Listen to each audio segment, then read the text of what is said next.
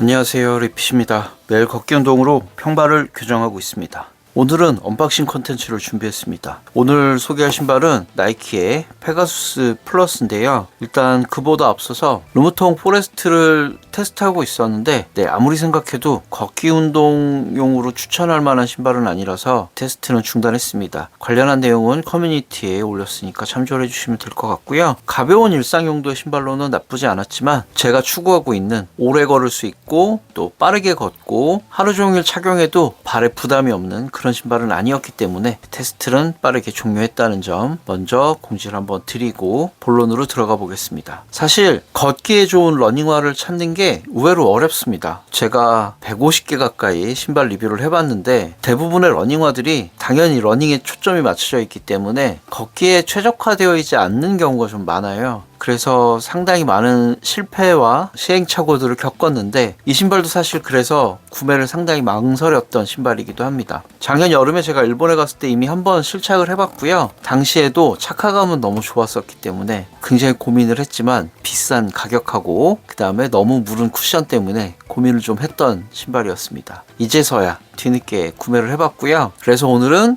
이 신발을 언박싱 하면서 어떤 점들이 그렇게 망설여졌는지 설명을 좀 드려보도록 하겠습니다. 신발은 이렇게 생겼습니다.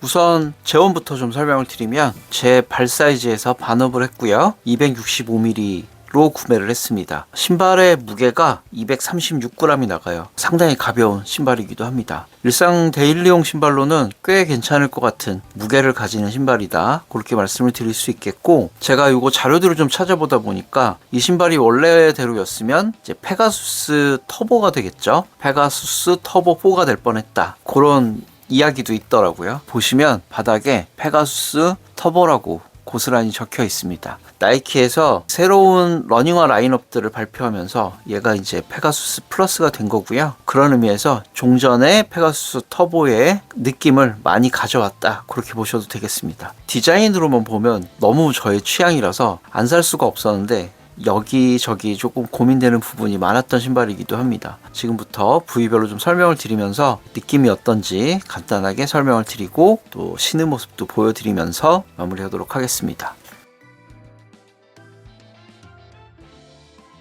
늘 그렇듯이 아웃솔부터 가보겠습니다. 아웃솔은 요 중적부가 좀 비어있는 게 좀 특징인 것 같고요. 주로 이제 페가수스는 거의 다 전장 아웃솔이 깔리는데 여기만 좀 비어있어서 특이한 부분, 그런 것들은 좀 있습니다. 한 가지 걱정되는 건 줌X 폼에 바닥면은 약간의 코팅이 되어 있는 것 같아요. 뭔가 다른 이물감이 있는 약한 줌X 폼을 보호하기 위해서 뭔가 발라진 느낌이 좀 들고요. 그렇다 해도 여기가 상당히 좀 오염이 빨리 오고 취약해지지 않을까, 그런 걱정은 좀 하고 있습니다. 그냥 기왕 넣어주는 거, 무게가 조금 늘어도 여기도 막혔으면 어땠을까 하는 생각이 좀 드네요. 나이키 러닝화의 접지력은 무난한 수준이기 때문에 큰 문제는 없을 것 같고요. 다만 내구성은 조금 걱정이 됩니다. 항상 나이키의 러닝화들도 아웃솔 내구성이 썩 좋지는 않았어서 그런 부분은 조금 걱정이 되고요. 이것도 제가 좀 신어보면서 느낌이 어떤지 설명을 드리겠습니다. 지금 컬러로 보면 느낌이 좀 안 오실 텐데 나이키 페가수스 터보라고 쓰여있는 이 라인은 조금 질감이 다른 아웃솔이 붙어져 있는 것 같아요. 그러니까 이 앞쪽하고 뒤쪽에 아웃솔이 분할이 일단 돼 있고요. 그 위에 터보 로고와 나이키 로고가 있는 이 부분은 조금 다른 질감의 아웃솔이 붙어 있습니다. 그러니까 이중의 아웃솔이라고 보면 되겠죠. 폼은 줌X 폼인데 줌X 폼도 사실 신발 종류에 따라서 밀도나 탄성이나 반발력이나 다 다를 것이기 때문에 이 신발만의 줌X 폼이라고 보시면 될 것 같은데, 제가 작년 여름에 일본에서 이 신발을 신고 구매를 망설였던 이유가 너무 무른 게 조금 걱정이긴 했습니다. 이 신발은 중위 쿠션하기 때문에 이 신발 자체가 문제가 있는 것은 당연히 아닌데, 저처럼 좀 발목이 약하고 내전이 있는 사람은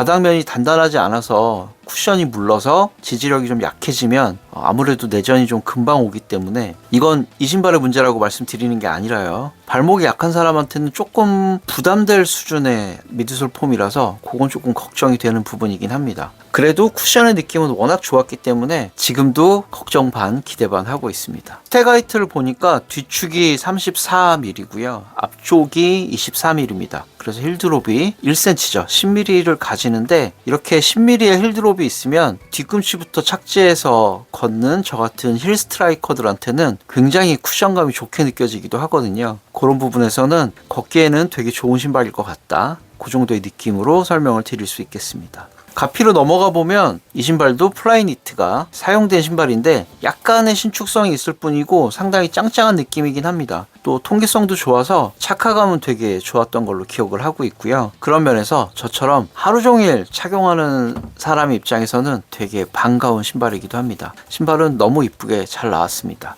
페가수스 터보와 동일하게 이렇게 쭉 라인이 되어 있는 점, 이런 점까지는 예쁜 디자인이다 라고 할 수 있겠죠. 지금 보시면 여기 이렇게 줄이 있고요. 인솔 부분도 이렇게 줄이 또 있습니다. 그래서 바닥까지 쭉 이렇게 일자로 이어지는 라인이 이렇게 살아있는 느낌으로 만들어주는 그런 신발이라고 볼 수 있겠습니다. 그리고 딱 보시면 느낌이 오시겠지만 요즘 나오고 있는 맥시멀 쿠셔너들에 비하면 상당히 미니멀한 느낌까지 좀 있어요. 경량성도 많이 추구했고 쿠션도 4cm를 넘지 않는 무난한 데일리 트레이닝 화이기 때문에 오래 착용하고 또 오래 걸어도 발에 부담이 좀 덜할 것 같은 신발이긴 합니다. 지금 이렇게 보시면 아식스 젤린버스 27을 이렇게 비교해보면 정말 느낌이 확 달라요. 위에는 약간 SUV 같은 느낌이고 요거는 약간 세단 같은 느낌의 확실히 좀 느낌 차이가 있는 신발입니다. 이렇게 보셔도 느낌이 확 차이가 나는 점을 보실 수 있을 것 같습니다.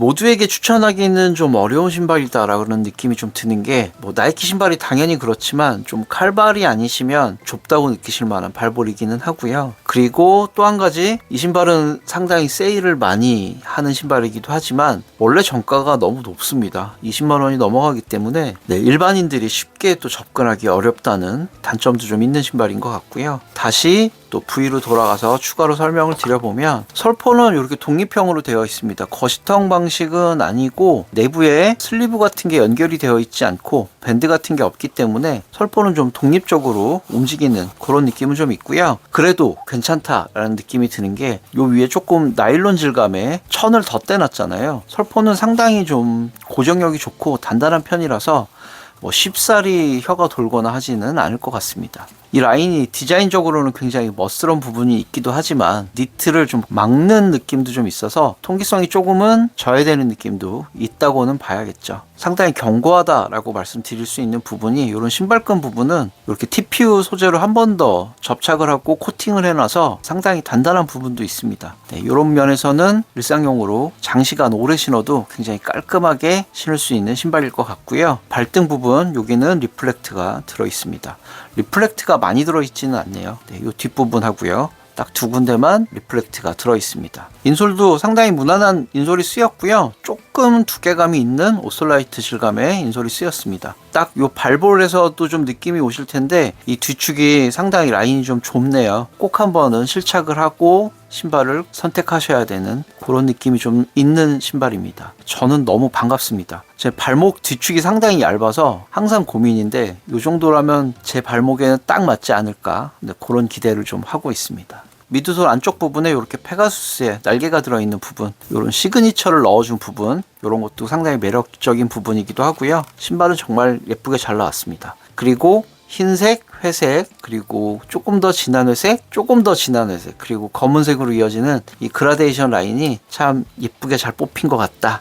그렇게 말씀을 드릴 수 있겠습니다. 가성비 러닝화는 분명 아니라서 사람들이 이제 세일할 때 많이 기다리다가 또는 아울렛에 이 신발이 어쩌다 한 번씩 나왔을 때 구매를 하셨기 때문에 많은 분들이 신고 다니시는 것 같기는 해요. 페가수스를 신기보다 한 단계 높은 페가수스 플러스를 찾는 분들도 많이 있으신 것 같은데 가격 할인만 잘 기다려 보셨다가 구매하신다고 하면 꽤 괜찮은 데일리 트레이닝화고 괜찮은 일상화가 아닐까 그런 생각이 좀 듭니다. 저는 요거 한 12만원 정도에 구매했는데요. 잘 알아보시고 15만원 이내다 하면 구매해보셔도 괜찮지 않을까 그런 생각은 좀 듭니다. 그러면 신어보고 어떤 신발하고 비슷한지 제가 좀 느낌을 마저 좀 전달 드리고요. 그렇게 마무리하도록 하겠습니다. 네, 저는 지금 나이키 페가수스 플러스를 신고 있습니다. 죄송하게 본의 아니게 꺼내 입은 추리닝이 아디다스 추리닝이네요. 이런 걸 패션 테러라고 하겠죠. 네, 아디다스 추리닝에 나이키 신발을 신어보고 있습니다. 저녁에 밤 늦게 촬영을 하고 있어서 발이 지금 좀 많이 부어있긴 하거든요. 저한테도 많이 칼발이긴 합니다. 지금 여기 자세히 보시면 여기 새끼발가락 쪽이 아프다거나 뭐 걸리거나 그런 느낌은 아닌데 위에서 내려다 보니까 여기가 살짝 튀어나오는 느낌 그런 거 좀 있습니다. 특별히 이 앞코 쪽이 라인이 상당히 좀 좁아진다 라는 느낌이 좀 있네요. 발이 끝으로 갈수록 좀 이렇게 퍼지는 분들도 계시잖아요. 그런 분들한테는 정말 추천하기 어려운 신발일 것 같긴 합니다. 칼발인 제가 신어도 발의 형태가 보일 정도로 좀 많이 좁은 신발은 맞는 것 같고요. 그렇다면 진짜 완전히 다 좁은 신발이냐면 중족부 쪽은 또 그렇지도 않은 게 무난합니다. 중족부는 너무 넉넉한 착화감이라서 오히려 이게 좀 지지력이 없을 것 같아서 걱정이 되는 수준이고요. 좀 정의하기 어려운 착화감이라서 이건 실착을 해보시라는 말씀밖에는 못 드릴 것 같은데요. 발 전체에 부담 없이 지금은 잘 맞는 수준인데 아침에 다시 신어보면 좀 넉넉하다 싶을 정도의 느낌이 날 것 같기도 하고요. 다시 정리해보면